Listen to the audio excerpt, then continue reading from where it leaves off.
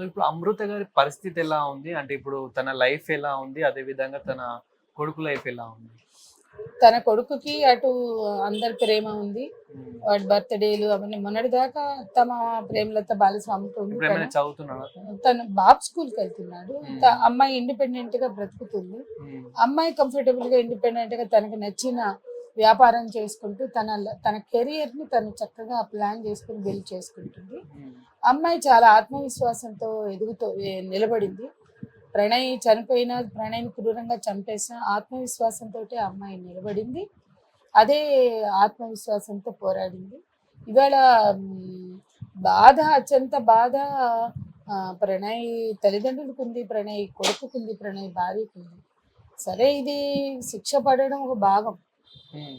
ఎప్పుడైనా నేరం జరిగినప్పుడు శిక్షలు ఉన్నప్పుడే కనీసం చట్టం పట్ల విశ్వాసం, ఒక భయం అనేది సో ఏర్పడుతుంది. నిందితుడు ఎప్పటికైనా తప్పించుకోలేడు, ఎప్పటికైనా దొరుకుతాడని జెప్పేసి మనం అనుకుంటూ ఉంటాం. ఈ రోజైతే అది అంటే ఈ రుజువైంది. ఘటనలో రుజువైనందుకు కొంచెం మనకి ఏదో హ్మ్. కొడిగంటుతున్న ఆశలు కొద్దిగా ఊపిరి పోసుకున్నట్లు, అవును. చట్టం మీద వ్యవస్థ మీద కొంచెం విశ్వాసం కల్పించే ఘటనగా నేను భావిస్తున్నా. దిశ కేసులో కూడా కల్పించని విశ్వాసం, అవును. చట్టం మీద గౌరవం ఈ ఈ ఈ తీర్పు కలిగించింది అనేది నేను అభిప్రాయపడుతున్నా. బట్ అన్ని కేసుల్లో కూడా ఇటువంటి తీర్పులు రావాలి. ఇటువంటి ఘటనలు పునరావృతం కానప్పుడు మేము కూడా చాలా ధైర్యంగా, అవును, ఇట్లాంటి నేరాలు జరిగినప్పుడు ఇటువంటి శిక్షలు ఉంటాయి అనేది వ్యవస్థలో రుజువైంది కాబట్టి ఇవి ఇవి పునరావృతం కాలేదు అని ఆలోచించడానికి అవకాశం ఉంటుంది. సో ఇదంతా జరిగినాక అమృత గారు అంటే హైదరాబాద్‌కొచ్చాక తన తల్లిదండ్రుల కన్నా ఎక్కువ అంటే తన తల్లి దగ్గర కన్నా ఎక్కువ తన అత్తమామలతోనే ఎక్కువ మాట్లాడేది. తన అత్తమామలతోనే ఎక్కువ గడిపేదని జెప్పేసి విన్నాము. రీసెంట్‌గా తన తల్లి దగ్గర గూడా ఇప్పుడు ఉంటుందని గూడా విన్నాము. అసలు ఎలా ఉండేది? వాళ్ళ ఫ్యామిలీ రిలేషన్‌షిప్ అనేది ఎలా ఆమె ఉండేది? చాలా కాలం వెళ్ళలేదండి. హ్మ్. కొంతమంది పెద్ద మనుషులు, నాకు తెలుసు ఆ పెద్ద మనుషులు ఎవరో కూడా, వాళ్ళు తీవ్రంగా ప్రయత్నం చేసి, ఆమెకి కూడా ఉన్నది ఒకటే కూతురు, భర్త లేడు. హ్మ్. వాళ్ళు ఒక ఎందుకు ఆమె తల్లి కూడా బాధపడుతుంది అన్న పద్ధతిలో రాజీ చేశారు. నేను అనుకోవడం, తండ్రి నేరం చేశాడు, బాబాయ్ నేరం చేశాడు, వాళ్ళు చట్టం ముందు నిలబడ్డారు. అతను తప్పించుకోవడానికి అవకాశం లేని స్థితిలో ఆత్మహత్య చేసుకున్నాడు. కాబట్టి నా ఒంటరి దారితోనే ఉండాలని ఆమె అనుకుందాం. అది తన ఇష్టం. తను ఇంకో పెళ్లి చేసుకున్నా కూడా అది అభినందించాలి, ఆహ్వానించాలి తప్ప అవును. ఆమె జీవితాంతం అలాగే ఏడుస్తూ ఉండాలని ఎవరు కోరుకోవాల్సిన సో అవసరం లేదు. మీరెప్పుడైనా సజెస్ట్ చేసారా మేడం? ఇంకొక మ్యారేజ్ అయితే బావుంటది గదా! మీ కొడుక్కి గూడా ఒక లైఫ్ ఇచ్చినట్టుంటది గదా! అని జెప్పేసి అట్లా ఎప్పుడైనా ఆమెకి వాళ్ళ అత్తమామలైనా, మేమైనా, స్నేహితులుగా ఉన్న ఎవరైనా, ఆమె చుట్టూ ఆమె వెల్ విషర్స్ ఎవరైనా, ఆమెకి ఇంకో మ్యారేజ్ చేసుకోవాలి, ఇంకా ఒక మంచి జీవితాన్ని తను వెతుక్కోవాలని అడ్వైస్ చేసాము, కోరుకున్నాము. ఇంకోటి, ఎప్పుడు మేము అత్తమామలకి సేవలు చేసుకుంటూ ఆమె ఉండాలా, లేదా వాళ్ళు కూడా అమ్మాయి లైఫ్ లేకుండా ఉండాలని అనుకోలేదు. ఆమె స్వేచ్ఛని వాళ్ళు చాలా ఎంకరేజ్ చేశారు, అంగీకరించారు. అన్ని విధాల అమృతకి అండగా ఆ కుటుంబం, బాలస్వామి, ప్రేమలత, వాళ్ళ చిన్నబ్బాయి వినయ్ నిలబడ్డారు. అన్ని విధాల ఆ కుటుంబం చాలా గొప్ప విలువలతో కూడిన కుటుంబం. ఆ అమ్మాయి మాత్రం బయట ట్రోలింగ్ ఎదుర్కొంది. ఇప్పటికి కూడా అవును. ఉంది. ఈ రోజు కూడా జరుగుతున్నాయి ట్రోలింగ్. సో అంటే తనకెంత పాజిటివ్ వచ్చినప్పటికి గూడా అంటే చాలా మంది తనకి పాజిటివ్ మాట్లాడినప్పటికి గూడా నెగెటివ్ అయితే స్ప్రెడ్ అయింది అంటే మీరన్నట్లు. మన సమాజంలో ఉన్న క్రూరత్వం. అవును. ఆమె సిగ్గు లేదు, తండ్రిని చంపుకుంది, తండ్రిని పొట్టన పెట్టుకుంది, తల్లిని బాధ పెడుతుంది, ఇట్లా మాట్లాడారు. అవును. ఒక చిన్న పాప 9 నెలల పాప మీద రేప్ జరిగితే, హ్మ్. ఆ రోజు అయ్యో చిన్న పాపని రేప్ చేసి చంపేశారు అని తను ఏదో కామెంట్ పెడితే, పోస్ట్ పెడితే, మంచి పని అయింది.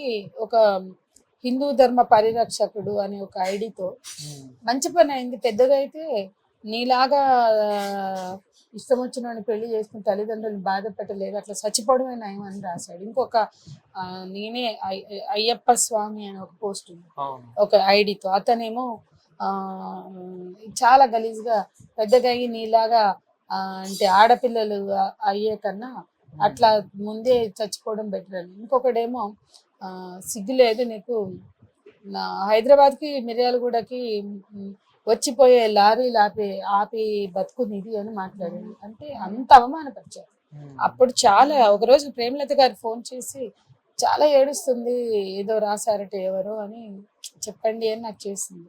ఏంటి అంటే ఇట్లాంటి క్రూరమైనటువంటి ట్రోలింగ్స్ ఎంత అన్యాయం అండి. అవును. హైదరాబాద్ మిర్యాలగూడ మధ్య లారీలు ఆపే బతుకని ఇట్లా ఎవరినైనా మమ్మల్నైనా అట్లాగే రాస్తారు.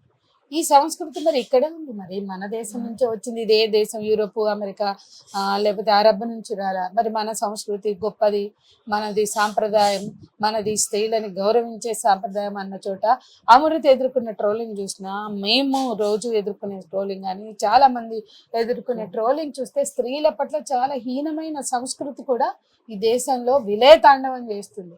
అందులో భాగం ఈ హత్యలు, ఈ ట్రోలింగ్స్. మేడం మీరేమంటారు? అంటే ఈ లవ్ మ్యారేజెస్ మీద, అంటే కుల మతాలు వీటి మీద మీరేమంటారు? లవ్ మ్యారేజ్ చేసుకోవడం వల్ల అంటే తల్లిదండ్రులకు ఇష్టం లేకుండా ఇలా పెళ్లి చేసుకుంటే దీని గురించి మీరేమంటారు? అంటే ప్రేమ అనగానే ఏదో పై అట్రాక్షన్లు, ఆకర్షణలు కాకుండా ఒకరి పట్ల ఒకరికి నమ్మకం కలిగేలా, విశ్వాసం కలిగేలా, ఒకరి పట్ల ఒకరికి గౌరవం ఉండేలాగా, ఏ సమస్యలు వచ్చినా ఎదుర్కొని నిలబడతాము అనేంత కాన్ఫిడెన్స్ ఉన్న స్థితిలో పెళ్ళిళ్ళు చేసుకోవాలి. ఆ పెళ్ళిళ్ళ కోసం తల్లిదండ్రులు తీసుకుపోయో, కిడ్నాపులు చేసో, లేకపోతే అక్రమ నిర్బంధాలు చేసో, తలుపులేసి తాళాలు వేసో పెళ్ళిళ్ళు చేసే ప్రయత్నాలు చేయొద్దు. ఇప్పుడు అవంతి కేసులో అట్లాంటి నిర్బంధం చేసినప్పుడు అమ్మ ఇంట్లో నుంచి బయటకు వచ్చింది, హేమంత్ని చేసుకుంది. ఆ హేమంత్ కూడా వైశ్య కుటుంబానికి చెందినవాడే, అతన్ని చంపారు. మరి మారుతీరావు విడుదలైనప్పుడు నీరాజనాలు పలికి హారతలు ఇచ్చిన వైశ్య కమ్యూనిటీ, వైశ్య సంఘాలు హేమంత్ని చంపినప్పుడు ఎందుకు మాట్లాడలేదు? అంటే ఇవన్నీ కూడా చాలా అంశాలు ఇక్కడ కులం చుట్టూ రాజకీయాలుగా చలామణి అవుతున్న అనేక ఆధిపత్య భావజాలాలు ఉన్నాయి. అట్లాగే ఇందులో వర్గం ఉంటుంది, కొన్నిసార్లు కులం ఉంటుంది, కొన్నిసార్లు జెండర్ ఉంటాయి. ఇవన్నీ కూడా మన వెనుకబాటుతనానికి నిదర్శనాలు. అందుకని ఏ పెళ్లి చేసుకున్న అంటే ప్రేమ పెళ్లిళ్ళన్నీ అద్భుతం అని మేము అనుకో. అవగాహన లేనివి ఉంటాయి, బాధ్యత లేనివి ఉంటాయి. కులమో, గోత్రమో, కుటుంబమో, వర్గమో పక్కన పెడితే అసలు మినిమం ఒకరి పట్ల ఒకరికి బాధ్యత లేకుండా, అవగాహన లేకుండా, అండర్స్టాండింగ్ లేకుండా పైన మొన్న చూడండి, వాడికి ఇల్లు కూడా లేదు, ఫేస్బుక్ లో పరిచయం, ఇంటర్నెట్ ద్వారా ఆ అమ్మాయిని రమ్మన్నాడు, వెళ్ళిపోయింది, పెళ్లి చేసుకున్నారు. అమ్మాయి ఉండటానికి ఇల్లు కూడా లేదు, వాడు ఎవడింట్లోనూ గుడిసెలో ఉన్నాడు. ఆ అమ్మాయి ఏదో మాట్లాడగానే ప్రశ్నించింది కదా, నేను ఉండటానికి ఇల్లే లేదు, మంచి ఇంట్లో ఉన్న అమ్మాయి, నేను ఉండటానికి ఇల్లే లేదు అంటే వాడు చంపి చెరువులో పడేశాడు. మీ అమ్మాయి వెళ్ళిపోయిందని వాళ్ళకి చెప్పాడు. మరి ఇటువంటి ఘటనలు కూడా తల్లిదండ్రులకు భయం కలిగించాయి కదా. కాబట్టి అమ్మాయిలైనా బాధ్యతగా ఉండాలి. పెద్దలని ఒప్పించి పెళ్లి చేసుకోవడానికి ముందు ప్రయత్నాలు జరగాలి. పెద్దలు కూడా పిల్లల పెళ్లిళ్ళకి కులమో, మతమో, జాతో, మరొకటో క్రైటీరియా కాకుండా ఆ కుటుంబాలు ఏంటి, వాళ్ళకి విలువలు ఉన్నాయా లేదా, అమ్మాయిని వాడు చూసుకుంటాడా లేదా, అమ్మాయి అబ్బాయి జీవితాన్ని వాళ్ళు సజావుగా వాళ్ళు జీవితాన్ని నడపగలుగుతారా లేదా, వాళ్ళ కాళ్ళ మీద వాళ్ళు నిలబడతారా, వాళ్ళని వాళ్ళు పోషించుకోగలుగుతారా, ఇట్లాంటి అంశాలు ఎన్నో పరిశీలించాలి. అవి ఏవి పరిశీలించకుండా, అవేవి పరిగణ లేకుండా ప్రేమ వివాహాలు అని వీళ్ళు ఎగబడినా అది బాధ్యత రాయించింది. అలాగే పిల్లల ప్రేమల్ని నాన్ సెన్స్, మేము ఎందుకు అంగీకరించాలి, మాకు కులం ముఖ్యం, మేము మాత్రం చూసిన కుటుంబాలే ఉండాలి, కులం, గోత్రం, డబ్బు అవన్నీ అని వాళ్ళ చాలా మంది తల్లిదండ్రులు, అన్నదమ్ములు ఆడపిల్లల పెళ్ళిళ్ళకి అప్పులు చేసి ఆ అప్పుల భారంతో కూడా ఆత్మహత్యలు చేసుకునే వాళ్ళు ఉన్నారు. అట్లా కూడా అవసరం లేదు. అట్లాగే వాళ్ళు చేసిన కుటుంబాల్లో కూడా చక్కగా ఉంటారు, కరెక్ట్గా ఉంటారు అనేది లేదు. అక్కడ కూడా సమస్యలు రావచ్చు. గుణం లేని వాడు అయి ఉండొచ్చు, క్యారెక్టర్ లెస్ అయి ఉండొచ్చు, వేరే ఆడపిల్లలతో సంబంధాలు కలిగిన వాడు అయి ఉండొచ్చు, డబ్బు కోసం వేధించే వాళ్ళు అయి ఉండొచ్చు. కాబట్టి ఆడపిల్ల భద్రతని ఎట్లా చూడాలి అంటే ఆ కుటుంబానికి ఉన్న విలువలేంటి, ఆ కుటుంబం బాధ్యతగా ఉండగలుగుతుందా, ఆ అబ్బాయి బాధ్యతగా ఉండగలుగుతాడా, ఆ అమ్మాయి బాధ్యతగా ఉండగలుగుతుందా అనే దాని మీద ఆధారపడుతుంది. పిల్లల ప్రేమని పెద్ద మనసుతో అంగీకరించే మనస్తత్వం తల్లిదండ్రులకు ఉండాలి. ఇష్టమైతే యాక్సెప్ట్ చేయండి, లేకపోతే వాళ్ళని బతకనివ్వండి. మీకు ఇష్టం కాకపోతే ఆదరించకండి, కానీ బతకనివ్వండి. వాళ్ళకి బతుకు లేకుండా చేయొద్దు, అది మేము చెప్పేది. బతుకు లేకుండా చేయకండి ఆ పిల్లల్ని. అట్లాగే తల్లిదండ్రులు ఒక శత్రువులుగా భావించాల్సిన అవసరం లేదు, కానీ మేము చేయడానికి ప్రయత్నించి కానప్పుడు వాళ్ళకి దూరంగా బ్రతకండి. కానీ అందరూ బతికి బట్టకట్టాలి, పీస్ఫుల్గా ఉండాలి. కాలక్రమంలో ఆ వాడి వేడి తగ్గాక వాళ్ళే ప్యాచప్ కావచ్చు. అట్లా అయిన వాళ్ళే ఎక్కువ మంది మనం చూస్తున్నాం.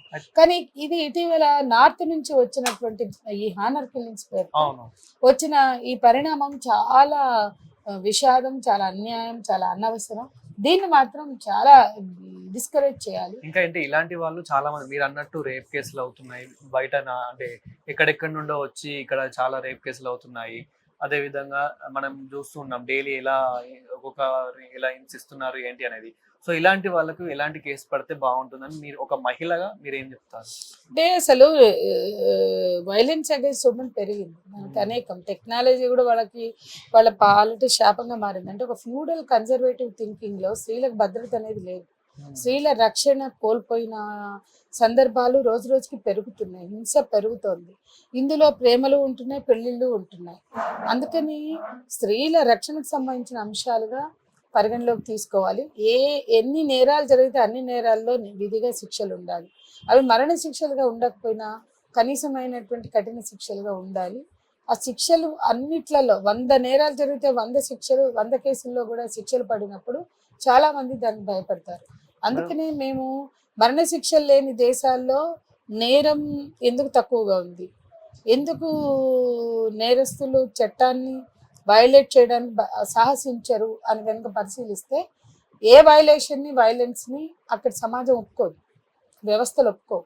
అటువంటి వ్యవస్థలు పనిచేస్తే ఇక్కడ కూడా ఆ చట్టబద్ధత ఉంటుంది.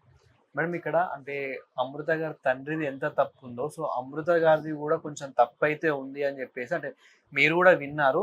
ఇలా చాలా మంది అంటూ ఉన్నారు. దీని గురించి మీరు ఏమంటారు? అమృత గారి తప్పు ఇందులో 100% ఉంది అంటే కనుక సో మీరు ఏమంటారు? ఇప్పుడు ఈ కాలం పిల్లలు తమ ప్రేమల్ని ఎట్లా వ్యక్తం చేస్తున్నారు, వాళ్ళు కూడా అదే చేసుకున్నారు. అంటే ఇక్కడ మార్కెట్ మాయాజాలను అన్నీ ఉన్నాయి. ప్రీ వెడ్డింగ్ షూట్స్ అన్ని మార్కెట్లో భాగమే. అంటే అమ్మ నాన్న అంగీకరించిన పెళ్ళిళ్ళల్లో ఈ ప్రీ వెడ్డింగ్ షూట్స్ తప్పు కాదనమాట. ఇవే రకాలు వెళ్ళిపోతారు, ఇవే రకాలుగా ప్రీ వెడ్డింగ్ షూట్స్ చేసుకుంటారు, ఇంతకన్నా ఎక్కువగా ఖర్చు పెడతారు. అంటే అమ్మా నాన్న ఆశీర్వాదం ఉన్న పెళ్ళిళ్ళలో ప్రీ వెడ్డింగ్ షూట్స్ చేస్తే వాళ్ళు మంచి విలువలు కలిగిన వాళ్ళు, తప్పు కాదు. ఇందులో విలువ ఆమోదం లేదు కాబట్టి ప్రీ వెడ్డింగ్ షూట్ చేసుకుని వీళ్ళు బెదిరించారు, వీళ్ళు రెచ్చగొట్టారు. వీళ్ళు అమ్మాయి తప్పంటే అదే చూపిస్తున్నారు. అది నేను తప్పు అనుకోవట్లా. ఇవాళ ట్రెండ్ చాలా మంది ఇప్పుడు మాలాంటి వాళ్ళం మేమేమంటే పెళ్ళిళ్ళకి అంత ఖర్చు పెట్టక్కర్లేదు, సింప్లిసిటీ అంటాం. ఆ సింప్లిసిటీ కోరుకున్న వాళ్ళు ఏ పెళ్లిలో కూడా వేస్ట్ చేయరు. కొంతమంది తమ జీవితంలో ఒక్కసారే వచ్చేది పెళ్ళి, అందులో pre wedding, post wedding, wedding shoots, వాటికి థీమ్స్ అట్లా ఉంటాయి. అది వాళ్ళ ఇంట్రెస్ట్లు, టేస్ట్లు. దాన్ని బట్టి ఇందులో వాళ్ళు కూడా ఉన్నారని మనం అర్థం చేసుకునే ప్రయత్నం చేయాలి. కానీ ప్రీ వెడ్డింగ్ షూట్ చేసుకుని రెచ్చగొట్టారు, అది ఏమైతే తప్పు ఉందనే దాన్ని నేను అంగీకరించాను. సో ఫైనల్ గా అమృత గారి గురించి, ప్రణయ్ గారి గురించి, అమృత గారి తండ్రి గురించి అండ్ అమృత గారి లైఫ్ గురించి ఒక 1 word లో చెప్పాలంటే మీరు ఏం చెప్తారు? అమృత చాలా వ్యక్తిత్వం ఉన్న అమ్మాయి. అమృత తన జీవితాన్ని తను తీర్చిదిద్దుకోవడానికి చాలా స్ట్రగుల్ అయింది. ఆ అమ్మాయి భవిష్యత్తులో కూడా చాలా మంచి సక్సెస్ఫుల్ ఉమెన్ గా నిలబడాలి, మంచి ఆ కొడుకుని బాగా పెంచుకోవాలి. ఇప్పుడు కూడా తను అంటే కొంచెం ఇక్కడికి హైదరాబాద్ వచ్చాక బోటెక్ నేర్చుకుందని చెప్పేసి తర్వాత ఒక యూట్యూబ్ ఛానల్ ఓపెన్ చేసింది. ఇలా కొంచెం వినిపించింది. అంటే తన కాళ్ళ మీద తను నిలబడడానికి చాలా ప్రయత్నాలు చేసింది. మాకు వీలైన సహకారం మేము కూడా అందించాం. అట్లాగే తను అప్పుడప్పుడు ఇగో మాకు ఇట్లా మగ్గం వర్క్ కావాలి, కట్టర్స్ కావాలి, మాస్టర్ కట్టర్స్ కావాలి, ఇట్లా అడుగుతూ ఉండేది, చెప్పేది. అట్లాగే ఆ అమ్మాయి తన కెరీర్ నిర్మించుకోవడానికి చాలా స్ట్రగుల్ అయింది. అవమానాలు ఎదుర్కొంటూ, కొడుకుని కోల్పోయిన తల్లిదండ్రులు తమ మనవళ్ళలోని కొడుకుని ఎత్తుకుని, కూతుర్లోనే కోడల్లోనే కొడుకుని చూసుకుని బతికారు. వాళ్ళు హ్యాపీగా ఉండాలి, వాళ్ళ కుటుంబం హ్యాపీగా ఉండాలి. అన్నిటికన్నా మించి ఈ తీర్పు ఫలితం మరొక కుల దురహంకార హత్య జరగకుండా ఈ తీర్పు దోహదపడాలి అనేది నా అభిప్రాయం. Thank you.